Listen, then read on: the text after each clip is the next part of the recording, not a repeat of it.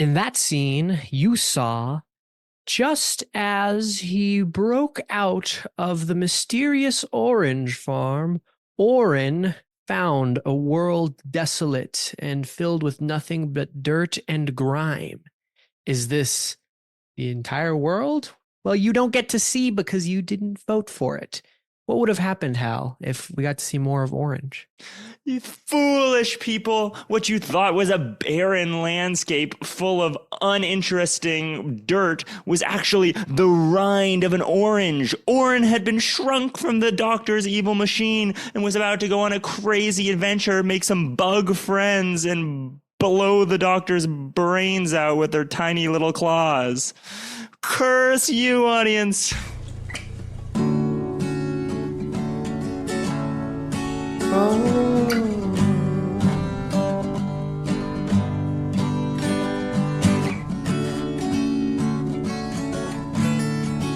Hello, and welcome to another episode of Muprov Musings. This is episode 49. I'm one of your hosts, Hal Munger, and joining me now on the line is your amazing, fabulous, wonderful co-host, Julian Bernardo. You should be doing that to me every podcast, shouldn't you? Don't you think that that's always true? And wouldn't the viewers be very delighted to hear that they're getting a podcast from a beautiful, wonderful, special person? Yeah, that's a good idea, Julian. Maybe from now on, I'll give you an adjective every time. Okay, and you know what, Hal? I am directing you to do that. That is All my right, direction to you. I think you're signing up for a challenge because sometimes I might come on and say the slimiest, stinkiest adjectives if that's what you're deserving of that week. So Okay, well, all press is good press. And this week's press is a continuation of SuperScene. Ooh, yeah, we are going to be talking about probably the most interesting part, or one of the most interesting parts of SuperScene, and also a thing in SuperScene that is very applicable to other formats, which is the fact that SuperScene is largely a directed improv format. Mm-hmm. And before we jump into that, we're just going to recap one more time how SuperScene works. Just because we put that pretty deep into the previous SuperScene episode, so we want to get that off at the top. You go see a SuperScene show, Julian. Yeah. What's the first thing that someone comes out and explains what's going to go on? What do they say? Yeah, so they would probably come out and they would say, oh, who's seen an improv show before? But they would explain that it's kind of a competitive format. So a SuperScene has 5 directors who are a part of the SuperScene and possibly additional actors / improvisers who will take part in it. And each of these directors, after getting some sort of suggestion for the audience, is going to deliver the first scene in some potential longer sequence of scenes. So this is like one scene in a long form, and assumedly all of the directors will have kind of varied premises about what their scene is going to be. You know, maybe one is a serious thriller following a detective, and one is a more lighthearted look behind stage at a rock concert. And you see all of these first scenes, and then after seeing all the scenes, based on the audience vote, one of these scenes gets eliminated. And then we see the second scene from the remaining scenes and go on until there's only one remaining super scene. Wonderful. I feel like that is captured well enough of what we're trying to do. But you said the director puts forth their format. What exactly does that mean? How does a director go from concept backstage at a rock concert into scene? Does the director play in that scene? What does that even mean? And what is a director? All amazing questions. Basically, and this is largely true of when you tend to see directing in improv, but the director will not be a character in this scene, although they will be providing stage direction and just giving verbal direction to the cast in front of everybody. So this is still, part of the performance, the direction that the director is giving. They're typically like standing up in front, or at least maybe off to the side of the scene itself. And if they have some sort of idea, like, oh, this is going to be a rock concert, maybe they got that from the suggestion, maybe they sort of had that already in mind, but they might start the scene by setting the stage, like saying, we are backstage behind the stage of Blazing Blues, the new hot rock band. Can I get two players to play Johnny Squiz, who is the aggressive frontman, and Bonnie Boo, who is the musically talented but stuck up keyboardist. Yeah, and a scene would just start from there. After they do that little bit of painting in the opening and telling you kind of what's to come, does the director just shut the hell up for the rest of the scene? No, and we'll get into exactly what it looks like from here on out, because at this point it kind of is like a stylistic choice how much you intervene with the scene. But as the director, you're kind of on deck for the whole scene to make sure that it's the kind of scene that you want to be happening. So pay attention to all the moves. You can add a new character to the scene. Say someone enters. You can add just stage direction of things that happen in the scene.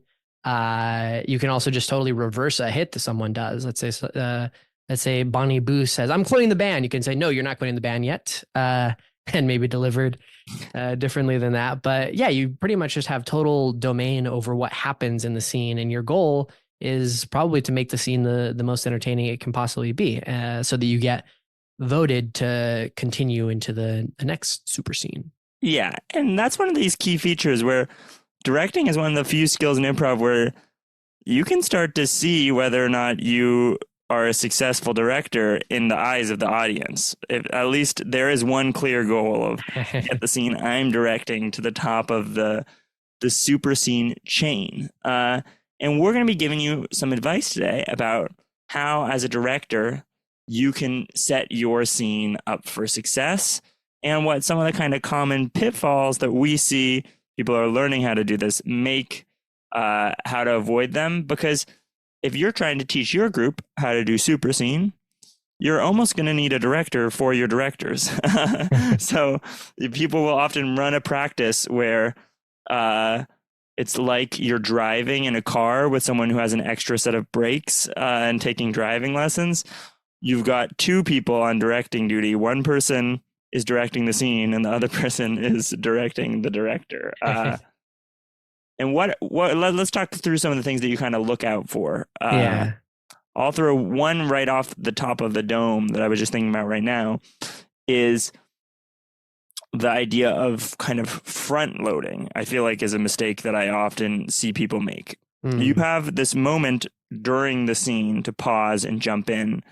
But a lot of directors, when they're first starting out, I see they come up for an idea of what they want to happen in the scene. And they're like, all right, this is going to be a scene where these two characters fall in love. And we're going to see one of them confess something really important to the other one. And then they're going to have a fight. And if you say all that on the top, that's a huge burden that you're putting onto the improvisers. And it's possible that 40 seconds into the scene, if they don't quite play exactly the way you were picturing it, that your promise to the audience will be broken. Whereas if you had just said, we're going to see a scene between two people who love each other very much, and then as the scene started to stall, you had said, now Jesse confesses something. You could, that's like the type of little thing that you can pop in later if needed, but putting all that at the front is a big burden. Yeah, I feel like you can either do one or the other, right? Like, I think it could be fun or delightful if you come in with a very just kind of blanket statement, like, in this scene, someone will, confess a secret, or someone will, leave the boat or something like that. But if you have that, you can't also like provide some big detailed like relationship that they have at the beginning. Like it really does feel like it's a lot of just like mental bandwidth. And you can't put that much onto the people performing because you want to make them look good, and it's very easy for them to forget. And also, a lot of the joy of doing what we do is seeing what happens without planning it ahead of time. So Yeah. like that's the big thing is a lot of people is slight tangent, but a truism in my mind, which is that a lot of people I feel like come into improv and maybe think like, oh, this is maybe the first time that I'm like performing on a stage. So I'm going to try to get out of this what like you could possibly get out of, typical like stage acting or other things like that. And there are a lot of overlap. There is a lot of overlap that you can get, but it starts to fail when you lose uh, what the art form is itself, right? Like uh, you shouldn't take this directing position in a super scene as like, oh, this is my chance to go do my play or something like Yeah, this. you're not the writer of the scene, you're the director. And it can be very tempting also to try to plan ahead for like, oh, what awesome thing can I do when I'm directing the next scene? But since you're in a super scene, you are playing the characters in all the other directors' scenes. You Mm-hmm. really want to be present and just sort of watching. So building up the ability to spontaneously create directions is really important. And Yeah. doing exercises where you are given a suggestion and right away have to say what your scene is going to be about. That way you're Mm-hmm. hearing all the other people. Because if you go down the line and you get all five suggestions and then you're thinking about what yours is because you're going fifth, you're going to miss what the other four scenes are supposed to be about. So you just want to make sure that you're structuring your practices in such a way that people are able to practice saying things exactly on the spot. That way they don't have to rely on pre-planning out anything when they're on the sidelines. Yeah. Yeah. I think this is a big like Muprov kind of thing in the sense of there's no desire here for you to come up with a witty or funny premise for the scene. It's going to be much more spectacular for you to just start saying something right when you get the suggestion than for you to kind of hold off and try to think of something funny or interesting that can happen. Mm-hmm. Yeah, and a big part of this is this idea that the director is an improviser. And Right. you actually, if you've been listening to any of the other episodes, a lot of times Julian and I switch into the function of quote unquote director just in our normal scene work, especially when we're scene painting for the podcast. So, because you can't visually see us, we'll often start our scene with a visual description of what is happening. Or at any moment that there's something visual, we'll audibly describe what's going on. The director is very similar to that role. You can be an effective director without ever breaking the fourth wall. It's a choice. Some directors really like breaking the fourth wall a lot, but you can be a director who functions entirely through scene painting. Yeah. One thing that I'll throw in, and then we can kind of just pop back and forth on things that make a good director that you might have picked up on so far, is that having preferences in your mind for what you think is like good or interesting or what you like to see, I think is a big part of this. If you are, new to improv or, even if you're not like, and you watch a scene, you should be able to pick up on the moments where you're like, oh, I like what's going on, or I don't like what's going on, or oh, it would be cool if this happened, because that is the part of your brain that needs to be firing on full cylinders during like a super scene. Mm-hmm. Yeah, and that way it's also very similar to side coaching. So if you, the part of the function of learning the skill of improv directing is it really helps you if you're ever coaching an improv team or artistic directing an improv show. And it also just learning how to insert these kind of directions into a scene also allows you to play support as side characters that add information to scene when scenes are struggling. And it lets you kind of in your head start noticing in your own scenes when you need direction and adding that direction to yourself. Yeah. What's this conflict concept? Oh, so the other fun part about these directors is that in theory, all five of them are competing with each other. Uh, they are supporting each other. They're all playing in each other's scenes, but it can be fun to base your own scenes in some, or to place your own scene that you're directing in relation to the other scenes around you. And this is what Julian was talking about having a diversity of scenes. We're trying to keep the audience's attention. You can say, well, we just saw the most lovey-dovey romantic thing, and now we're going to see 5 minutes of intense action. Or we just saw 5 minutes of intense action. We're going to watch two friends calmly putting down a puzzle. And I think that you have to be in it to win it. Even if you're the person who wants to do the calm scene about putting down a puzzle, you have to believe in that idea enough that you think you can genuinely beat out the other teams. Yeah.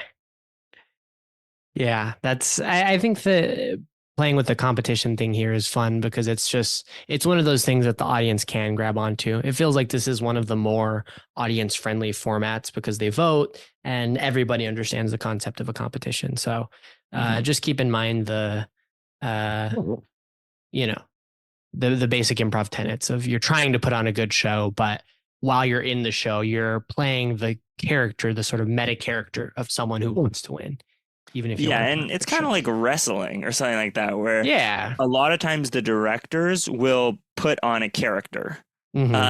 This is not every super scene. So this is, you can choose whether you want to theme your super scene around something or whether you want your super scene to be more about the scenes themselves or more about the competition. You can choose how much time you spend on each of those things.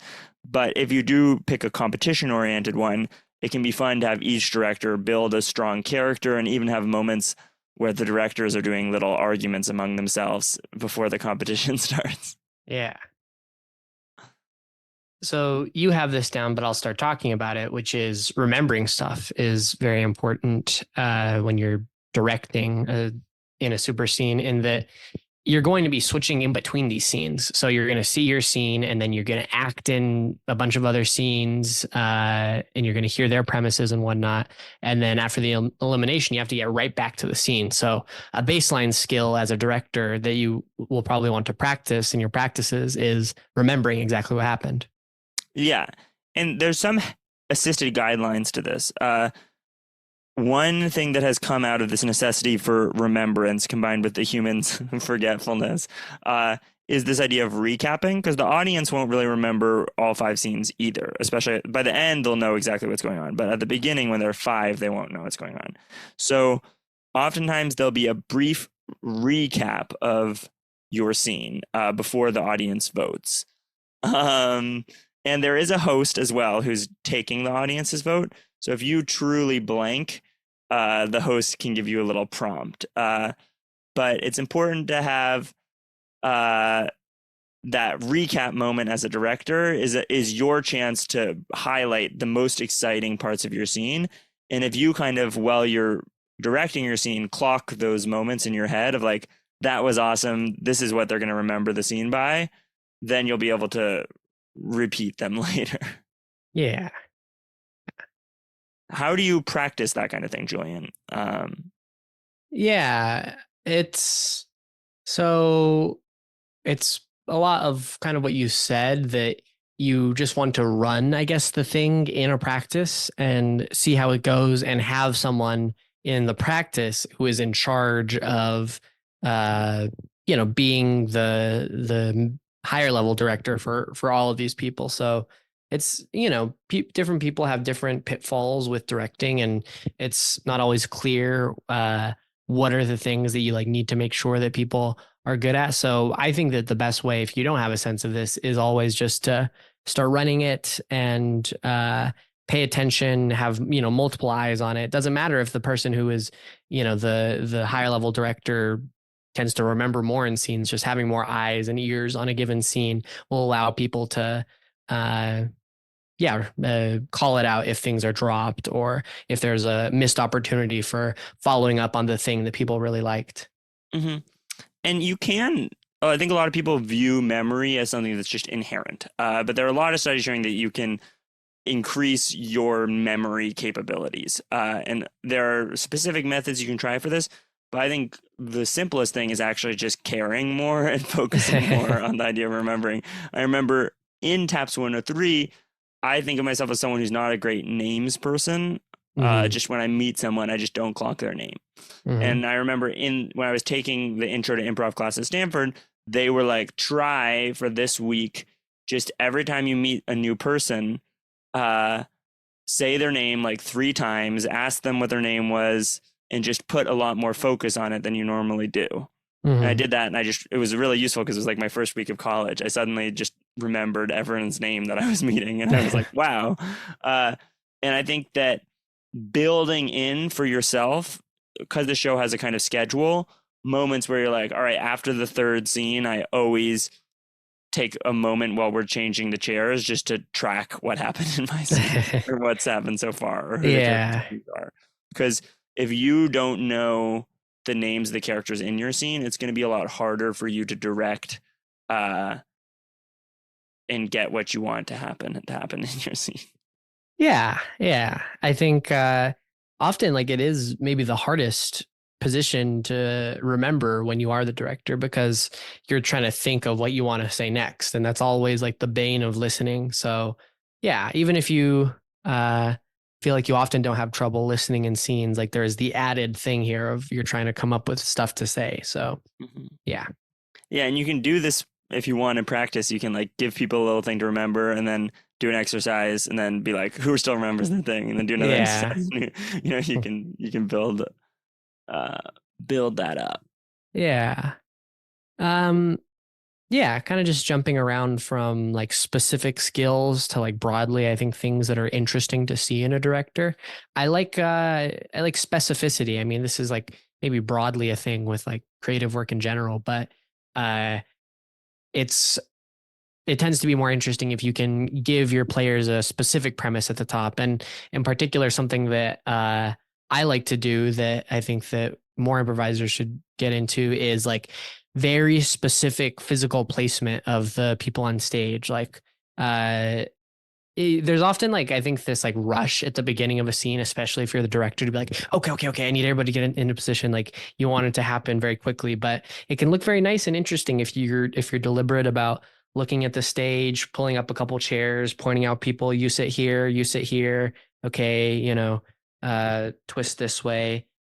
Bam. Okay, this is good, and then get it into it from there because yeah, all of these like suggestions and premises and stuff is basically just starting conditions for this chaotic improv scene. And if you choose something very specific, you can have a hit in your head of positioning it like this is because I thought the suggestion of help made me think of like therapist, and I think that this is like a therapist chair setup. But then you give this to your players and they come up with something entirely new. But They're on a this beach reclining. yeah, exactly. But the specificity of it, uh, having them in a particular position like that forces them to make a particular choice to explain what's happening rather than placing them in some neutral position like there's just two chairs kind of facing forward or they're just standing on stage. Like it's a good way to get your players to start making choices. Yeah, I would actually recommend this is some recommended reading that has nothing to do with improv, which is a book called Making Comics and Understanding Comics by Scott McCloud, that talks about a lot of the axes that someone who is drawing a comic has to uh, create more intensity or focus to a specific situation. And it could be kind of fun. This is not in the show notes to generate some of those things for improv. So, like, what are the dimensions that you can play with as a director? Um, so, one of them that Julian was just talking about is physical location, where people are on the set.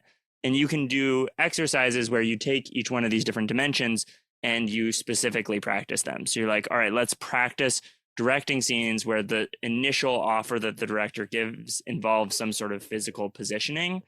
And for those, you're going to be building the skills of composition. And you're going to be like, all right, the important things to focus on are like levels, how high different people are, eye lines. So, like, where does the visual focus go? Usually it follows one person's gaze to the other person, to their gaze, to some object, or So playing with who's looking at whom, like touch, who who's in contact with whom, like I guess size is kind of part of levels, how close they are to the audience, how stable their position is, if it starts in movement or stillness, and also if it starts in balance or unbalance.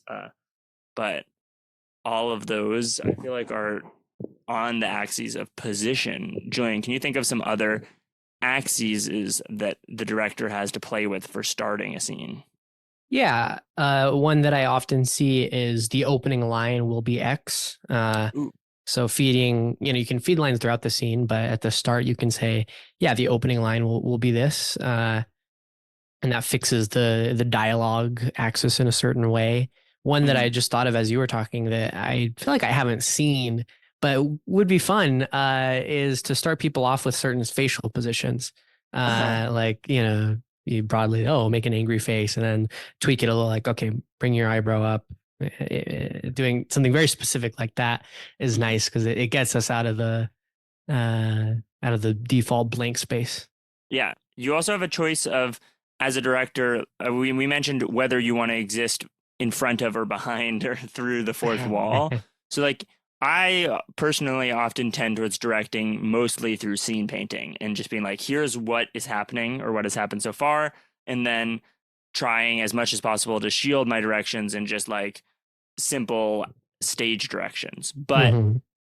if you want to, especially if you're a big fan of like short form, you can fully crash the fourth wall and start putting restrictions on your actors or method acting or like Yeah. giving them challenges to do throughout the scene, and interfacing with them on that level. So you can hype up the audience, bring forward your people, mess with them in whatever way you want, and then be like, now you have to start a scene.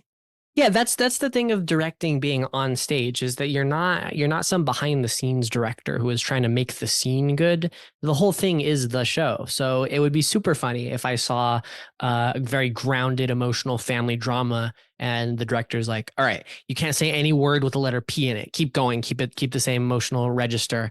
Because then you get people out of their comfort zone. And the just meta fact of them doing that, you're obviously going to hit the point in the conversation where they want to say a P word and they have to stop and then they have to justify that. So it's the same motivation of games in something like theater sports or anything like that. Mhm. And you can throw it all in here. And that's part of why Super Scene is one of these really fun formats, is that in theory, if you have all five directors, everyone is going to get to do at least one thing that they like find personally really fun. Yeah. And you can kind of go off the rails on your own personal journey as the director, as long as you're doing something that you think that the players will also have fun with. But you usually get a little something for everybody in a Super Scene. On Um, that point, I think it's nice in like the improv real world because while we were in college, we are pretty much improvising with the same ensemble for show after show, and so there's not a huge like question of who how do I play with these people? I don't know how to play with these people. And I found like recently when I directed a show with a new cast that I hadn't improvised with, I wanted early on to find out what everybody likes in improv so that I can get a sense of how to play with them. But when it's a specific format, like I was directing Hero's Journey, it's hard to take the things that people like and actually incorporate it into the show. You basically just say, oh, okay, that's cool that, you like short form stuff. We're now going to do like a grounded horror show. So, you can't really bring over a lot of that stuff. But I don't think there's anything that someone could say they like in improv that couldn't be incorporated into a super scene. yeah, we famously would, at the end of our year, when we had done like 6 or 7 different formats, we would often, for fun, just with ourselves, do some sort of super scene that mashed up every single format that we had done throughout the year into one giant pot. And as you and your ensemble build out skill sets to be able to, like, okay, all of us can confidently sing in improv, all of us can confidently speak in verse in improv, all of us can confidently talk in a transatlantic accent for film noir. It gives you this shared toolbox that elevates your super scene a lot. Yeah. Um, and also, Will, when he was directing Super Scene, if I remember correctly, the first practice, He didn't even tell us he was directing SuperScene. He just had each one of the members of the group tell us something that they really liked in improv and a type of scene they really wanted to see, and we did one in each of those scenes.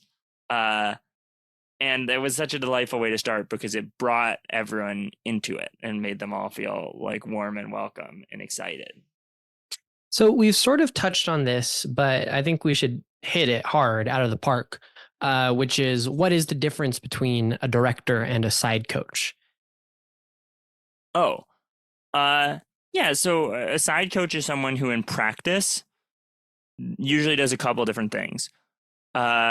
One of them is they are the guardrails for the scene. If something bad is happening, they stop. They're the safety. Another is that sometimes within the scene, they will ask for the players in the scene to do something differently than what they are doing. Maybe that involves rewinding, or maybe that's just midway some sort of direction. And then the final thing that they'll do is after the scene, they'll often provide notes on the scene or ask you to do it again in a different way. Yeah. And broadly, I think the goal of the, side coach is to help people get better at doing what they're doing and provide their true, honest, like improv thoughts on everything that happens. And that is like relatively close to what the director is doing in SuperScene, but it's not one to one. And I think that there's a lot more opportunity. Like we said, a director can be playing a character in SuperScene, and so there's things to play with there where there could be some funny interchange banter between actor and a director in a SuperScene, or yeah, and the one phrase that we have here that I think is very vital is that the director on stage giving a performance is always trying to make their partner look good. Obviously, there's norms to be established about how you side coach in practice, and probably you want to not make people look bad in practice, but it's a space for feedback and it's a space for getting raw and ugly. And so it's never, I think, a good look in an improv show or a SuperScene, let's say, if the director is like really just clearly not happy with the performance of one of the improvisers. Like you're putting on a show and you can take back the things that they say, but maintaining the tone that you are all on one team and all putting on a show together, I think is, good to not, I don't know, create some weird tense show. Yes, I think it's the difference between a director and a side coach is similar between the difference between a performance and a practice. Yeah. Where there are some times in practice where you might stop something or change things or just not show up 100%. But in a show, you kind of treat it as though everything is what's going on. And the director is also an improviser. The status difference between the director and improviser, in my opinion, is a little lower than the status difference between a side coach and an improviser. Yeah. And also, like, the focus and energy needs to be continuous. So in practice, a really good side coach might already do this, but you can be an okay side coach and still like pause, talk, take the energy out of the scene, and then expect the players to sort of bring it back. But as a director, that is not entertaining for the audience to see in the same way. So you really have this commodity of like the scene has momentum, and how can you push the side of the boulder to alter its course without jumping in front of the boulder, stopping it, and then having to get it rolling again. Yeah. Yeah. So keep those things different in your head. I mean, as people, we are embodying like 100 different modes in a day, and some of them are like driving and like eating and stuff. And so side coach and director in improv feels very, very similar, but there are some key differences to keep in mind. And if I were you, I would run some focus exercises of intentionally practicing so that all your players can have the focus and lose the focus. Getting really good at when one person has the focus, having everyone else's eyes quickly turn to them, and then having that person turn their head and having everyone's eyes follow that person's eyes to where they now land. being able to click into the focus the same way you would onto a space object, where the first word that you say is a little louder. So if Julian, you want to talk for a second? Hey, I want to go to the store, but I don't know if they're going to have the right pickles that I They want will have the because right pickles, Julian. You know it. It's just that they will have the yeah, right yeah. pickles. So, and part of that is also looking for those gaps and vacuums. There are going to be some times where it's just not worth it to jump into the middle of the sentence, and you're waiting for the right moment. And if you wait too long, then you don't get it in. If you don't wait right enough, so just practicing noticing those natural vacuums and being able to jump in quickly and then return the focus to the scene and the energy. Yeah. Yeah. Uh it might be a good time to talk about how doing a super scene with a group and also just directed improv in general can play with the group dynamics of whatever your ensemble is. Uh, one thing is that there's often this question of sharing space on stage between different improvisers. And I guess while it doesn't inherently do this, doing a super scene can very much help this and give you a very intentional tool to be able to balance this, because you can do many things, but as a director, you can point to specific people to call out to be in your scene. And Mm-hmm. so that's one way that like one of the big ways that imbalance in stage time comes up is different people's different hesitancies for coming on stage when there's a hot stage, and this totally eliminates that possible imbalancing factor. Yeah, I talk about making and filling space rather than taking or leaving space. Mm-hmm. If you just say two improvisers up, then you're leaving it to chance. But if you specifically call up the person who hasn't played as much, you will get better. Unfortunately, SuperScene has the opposite tendency as well, which is that if for whatever reason, maybe the audience is friends with one of the people who is playing in the show, or maybe one of the people who's playing in the show has a ton of experience, or Mm-hmm. for whatever reason, people are digging that person that evening, you can get into situations where one person is the protagonist in two scenes and a large character in the third, and then the other two scenes are eliminated, and now that person is just on in every single scene, and that can be okay. But if you notice that someone was in a scene that got eliminated and you're directing your scene and need to bring in a new character, like try to prioritize using that move of being like, I want pointing to the person and bringing them in and making sure that they get to play. Yeah, yeah. Like generally with these kinds of ideas, feels like it's a pretty easy place to get your like kind of feelings hurt. In terms of now zooming out to if you're a director and you are doing multiple super scenes and you're never getting past like the second round. Did you ever feel jilted by like how super scenes played out in terms of audience voting? I know you tend not to care about the audience that much, but There were some times where they didn't vote for a scene I wanted to see more of. Mhm. But in general, I was just playing so well in the other scenes that when I got eliminated, I just was like, well, if only I was a little worse at improvising, then my directing star might rise. So that's a way you can comfort yourself if you're Yeah.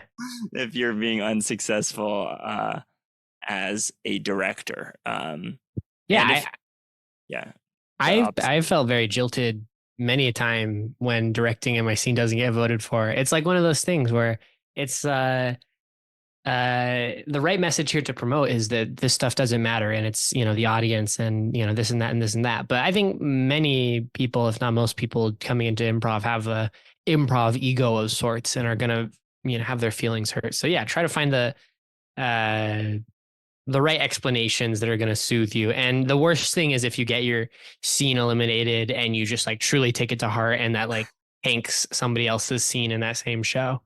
Yeah. Uh, yeah. Luckily, you get your moment, which we haven't talked about yet, although it was the opening to this episode before the theme song played, which is that uh, one of the quirks of Super Scene as we've learned it, or at least how it works in the Bay Area, um, is that after your scene gets eliminated, the host will ask you what it is that the audience has missed out on by eliminating your scene and why they made a mistake. And you can tackle this with anger towards your audience or love towards your audience or whichever way you want, but you get your 15 seconds to explain why it is that your scene actually did deserve to get the votes. Yeah. How do you do that, Julian? So, you maybe heard some of the cold open, but you'll likely hear that you are the scene that's getting eliminated. And you can take different personas, but often the one that I take is the over exaggeratedly jilted person who is like, if you had seen my scene and you hadn't stupidly voted to eliminate it, then you would have seen, after the rock show, Bonnie Blue goes out and purchases an accounting book, and something like that, where you drop what's going to happen in the future scenes. And that's also a space for you to, this isn't really improv at all, but drop a funny little joke. You can always make a joke about what was going to happen as like something very absurd that like clearly wasn't going to happen. And it, it gets the audience back on your side in a certain way if you are someone who feels very like perturbed by how the audience votes in these kinds of things. Mm-hmm. If you're playing a persona and you're like a more gentle persona, sometimes you can make them feel guilty, just look really sad. But in general, you want to keep the energy going and have people excited about the remaining scenes. But you always feel great when you tell them what they would have missed out, and the audience is like, makes an audible like they actually are regretting their choices. Yeah. So that's an awesome feeling. Maybe and it's something you can practice too. Totally. Yeah, you should always be running these things. Like often when you're doing practice, you're really focused on the content of it. But SuperScene is one of the more involved formats in terms of what's going on outside of the improv. And so whenever you're doing it, actually practicing these intermediate steps is pretty important. Yeah, we might do like a thing on this podcast, actually. I think that could be really fun, where we do an example super scene with everything but the scenes. Yeah. It's a goofy thing of just hitting you with those recaps, what you're going to see, and then the rounds of voting. Yeah. That's a great exercise. I think one good topic as we start to wind down is the general concept of over versus under directing in these scenes. So I think we touched a little bit on it in last week's episode, but to me, this feels like the core tension of how to direct, because, we've given all of these stylistic tips for the things that you can do, but often the best choice may be to do nothing, right? Yeah, that's another type of directing. Ahmad mentioned that when he found this role very easy, because if you wanted to, you could just do basically nothing, like just give them a suggestion and go. And I think that in an ideal world, that's what the director is doing. So usually I only jump in if there's like some reason to, and that my thing is I will add literally nothing to the entire thing if there's nothing to add. And I think having that be your go-to is useful, unless you're trying to make a specific directorial persona that really involves over-directing. Yeah. I think I like playing with it as a tool. I think it can be fun to try to do the things when you're directing that you couldn't do otherwise. But what you don't want to do is like act like the kid who's leading when you're playing pretend in recess, right? Like that is like probably the least bearable directed improv that I've seen, is like someone who maybe as we've touched on already, but someone who really wants kind of a specific thing to happen. It's like, okay, and then this happens, and then this happens, and then this happens, and there's no room for the players to breathe, because ideally you you give the premise, and the premise might be strong, and then you let your players develop something and inspire you to do something new.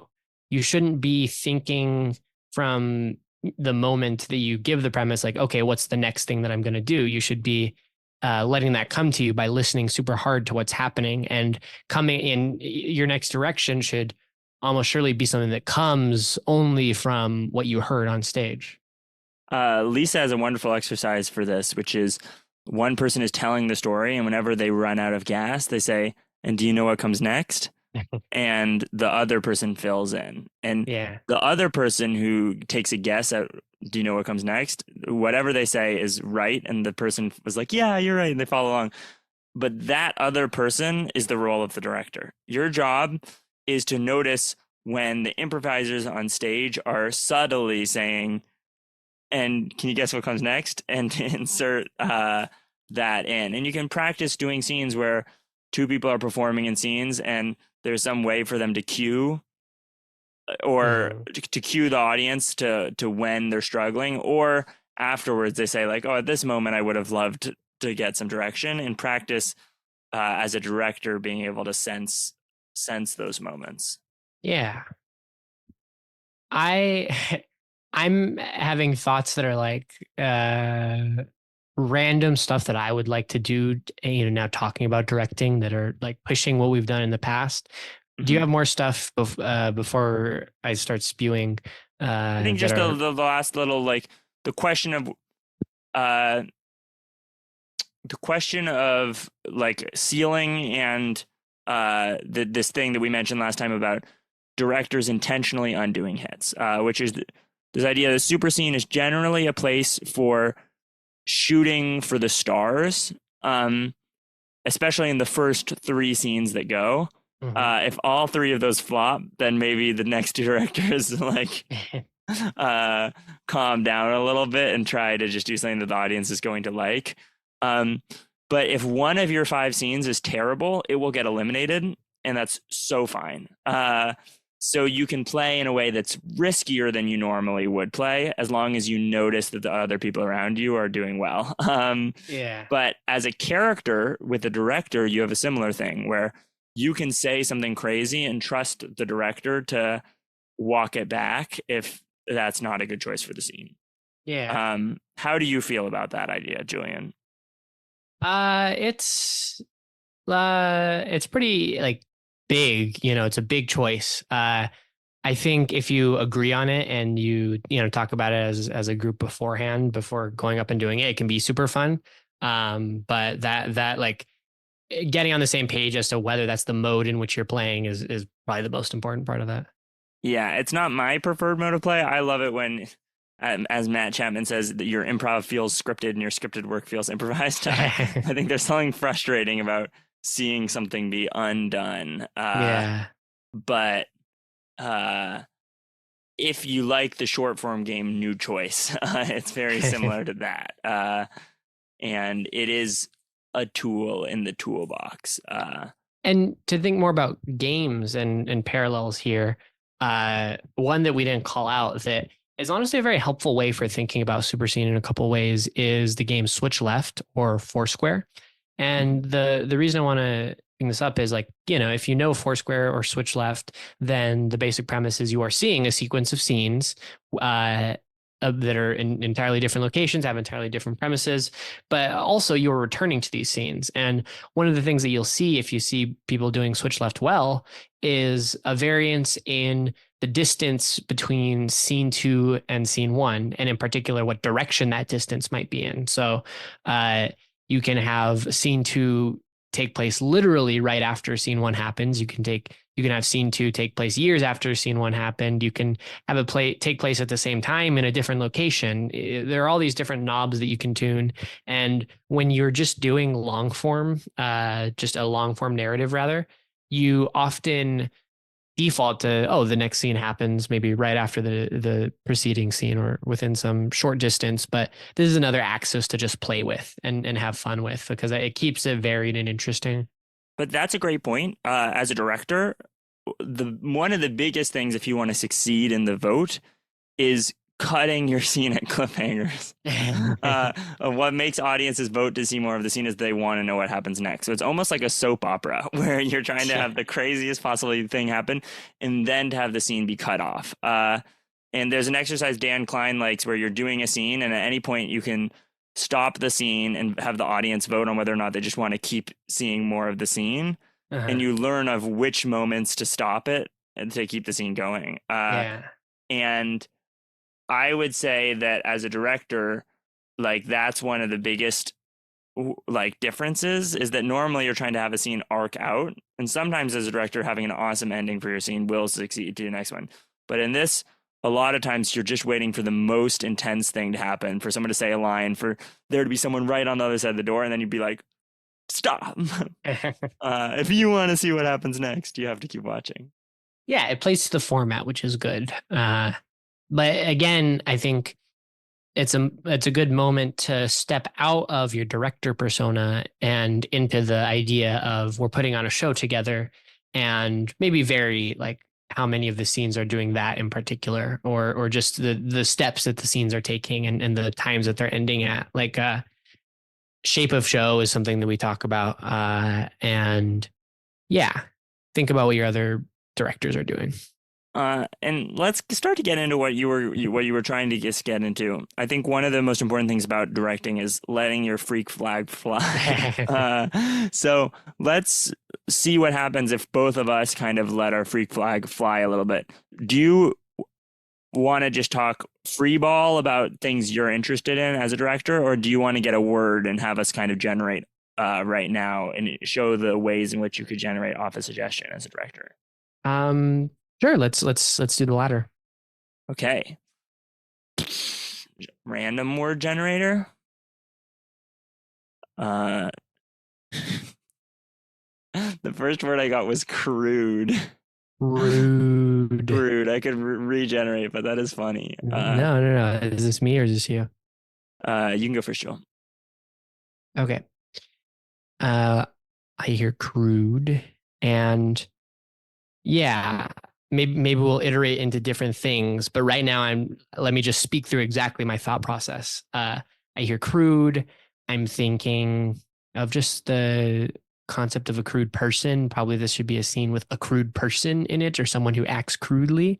Okay, now we want to like really zoom in on this concept. And so I'm going to start delivering that. Can I have you on stage, please? Yep. This is a scene following Jim P. Bollocks, who is the most salty and crude person that ever existed. We will see a day in his life. And all right. That's like, and that's a moment where I was super tempted to go on and be like, and we will see Jim as he walks to work and gives his crudeness to every last person who's there. But I stopped myself because it's like, oh, let's just, yeah, that's enough. That's so much. Name and the most salty, crude person is such a premise.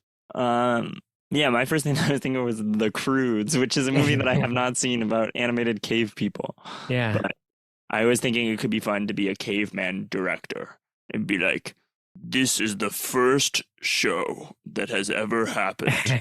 And we've got some players who are going to be trying our best to put on the very first show, and then get out like players with fake cave person names like Oog and Doog, and then direct those players and be like, okay guys, do you understand how this is going to work?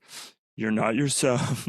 And just go through the works on yeah, that's a fun meta thing, right, where you immediately can slip into the character who and this is a line that gets blurred sometimes, but the character who's maybe literally kind of in this scene, because a lot of the juice of this scene is probably you trying to explain the theater stuff. And I don't know, I'll take it one direction, that if I was one of the cavemen that was in the scene, one of the things that I would want to be doing is playing with like misinterpreting the maybe theater terms that you're throwing at me. Like I don't know what these things are. Yeah, and if I do become more of a character, then I probably would play smaller characters in the other scenes that I'm playing in. Yeah. Julian, what else is coming out of crude for you? Rude. it just in this moment, as you asked me, crude makes me think of CREWED, crude, as in you have been crude. Uh, and I'm jumping off of inspiration from another super scene that we've talked about to a PSA style thing, maybe like a 80s, 90s style PSA of there's an epidemic going on around the nation. Young children are being crude by their friends. Parents are wondering, what is this? What are the consequences of being crude? And how can I stop my child from being crude? Here, we see Samantha on a long day after school walking back home. And That's that's a one, classic runner. yeah. That's a scene that's going to get 3 scenes in and then get eliminated. Right. That's the perfect length for that one. uh, And the game, who knows what the game is, but like I assume at a certain point in that scene, we're gonna see someone get crude. Like that is the big of the scene. Like we all want to know what that actually means. And I guess we could play with that. Gives different directions. as a director, you could just be like, well, whatever, fuck it, just get some people out here, do a scene. I don't fucking care. Do just, Yeah, just, yeah, yeah. Just crude just, director. Yeah. just super. It probably wouldn't end well. That's the kind of thing that would get like one laugh from the audience, and then a terrible scene that gets eliminated first. But sometimes you got to do that. Yeah. Uh, I will jump, as the time clickety clocks, as the clock tickety talks rather, that one of the things that I had in mind of like, ooh, like interesting new stuff to try in Super Scene is jumping around a ton within the first scene or just any given scene. Because when you're directing improv, I mean, I guess this is like kind of like a montage or like a pretty little flower or something like that, but you can choose to operate in that space where you're having a scene and someone mentions bugs, and then you're like, all right, now zoom into the floor and we're seeing two bugs who are doing exactly what they're talking about, and then you can jump around, and then that has all of the trappings of that kind of improv, but you can direct it. And especially if you are the director who's calling the scene switches, it's probably honestly really easy for the players as long as they are willing to just get up and do something for 20 seconds. Yeah, going like the process of crude and refining, like for oil, I was making me think of that of like starting with the crudest version of a scene and then slowly refining it, or Mhm. going the other way where like you start with the scene and then you like half-life it and you're like, all right, now we're going to do a much cruder version of the scene.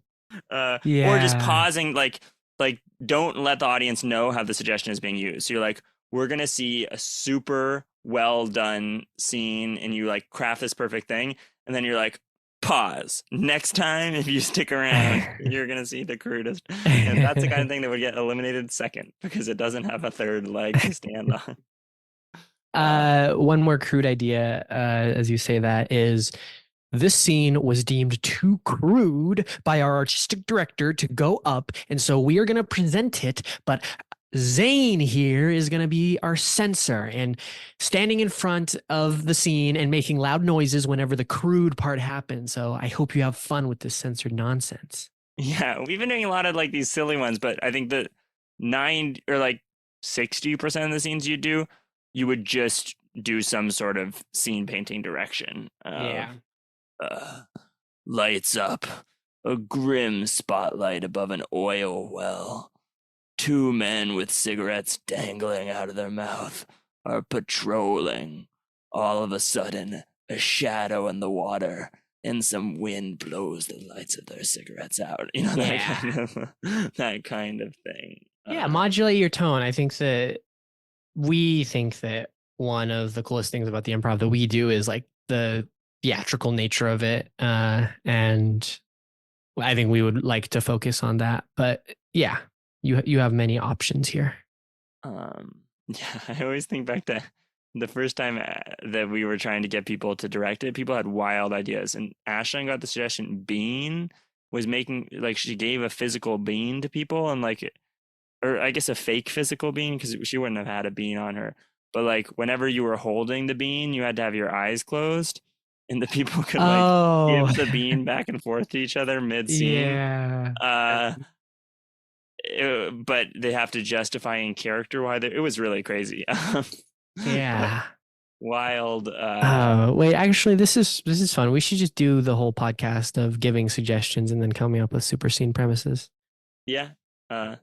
It's a fun time, and it's a good like there are two separate skills. One of them is like the divergence test of what are all the things you can do with a brick, and you can practice that just by playing games like 100 things. Yeah.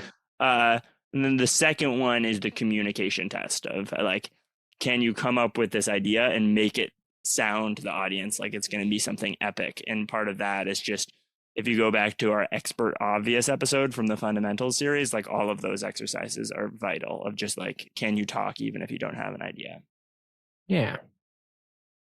That's a lot of super scene and a lot of directing. Any final thoughts before we flush this one down the toilet into our viewers' ears? Yeah, I think it's just like, I think the main thing is just that, especially in practice for SuperScene, is one of the greatest times to experiment with weird stuff. Yeah. To try the thing you've been dreaming of for years. You're gonna make, like, the big reason people do SuperScene, in my opinion, is to train their ensemble to be better improvisers in other formats. So use it to generate all sorts of new ideas and materials and to play in ways that you've never played before, and have like a ton of fun and be yourself. Yeah. Weird. It's so fun. So awesome.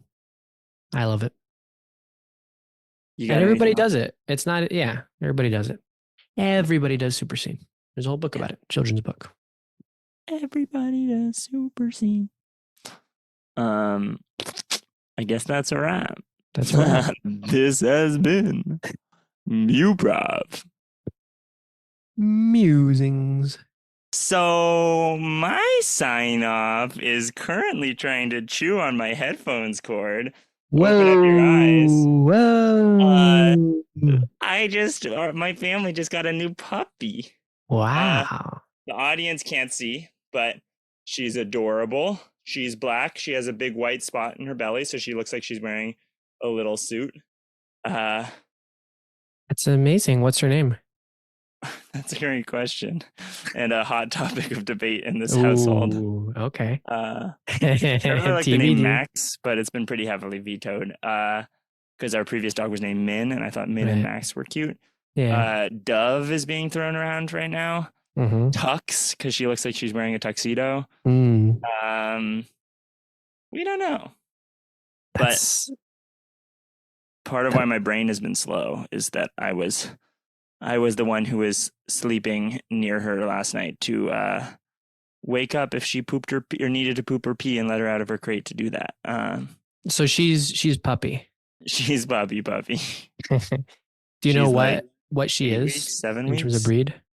She's part Schnauzer, part poodle. Wow. She looks awesome. Yeah, she is. She goes back and forth between being like the calmest, most reasonable dog and the craziest ankle biting force. She likes to chew and nibble on everything. Isn't that right? Isn't that right?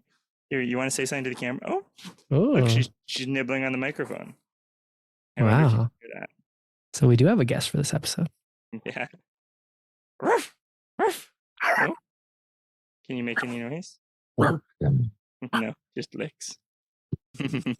Anyway, that's she's licking my chin. That's the sign off. Do you have anything to add to that, Julian? I have to add that it sucks if you're listening to this because she looks awesome. She looks like a cute little puppy dog, the kind that you might see on the street and go, "Can I pet your dog?" And she's licking my chin. Maybe we should do a whole episode where you get to do all of it. Yeah, Hal, I'm thinking about maybe a new co-host. Yeah, we're just waiting to name her, and then once she is named, she's gonna take over. Or isn't that right? You look like a Muprov Musings because you have a white spot and a black outfit. Yes, you See do. me now. Yes. All right, I know I have a vote, so I'm going to vote on Tux. You're gonna vote on Tux? And all of our listeners have honest Hal family votes. So anybody who votes will be counted. Let's see. I'll report back at some point about what the name is for this cute little puppy who likes to chew and everything. But in the meantime, thank you for Can't the you lick. see me now? Don't forget to lick and subscribe. Like you always did.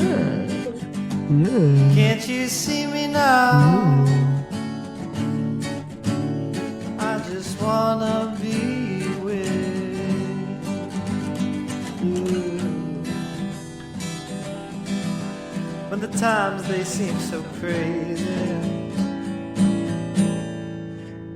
can't you see me now? Can't you see me now?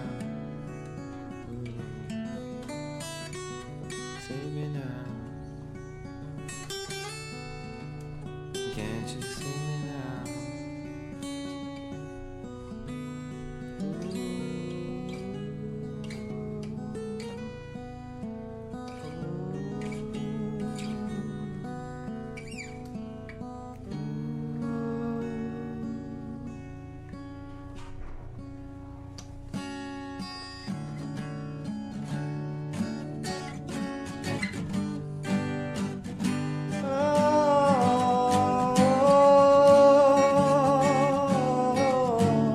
Oh, can't you see me now? Can't you see me now? Like you did back then. Can't you see me now? I remember way back when. Oh, and times they are changing. You know, things are rearranging. Can't you see me now? Can't you see me now? Everything is changing. Can't you see me now? Can't you see me now?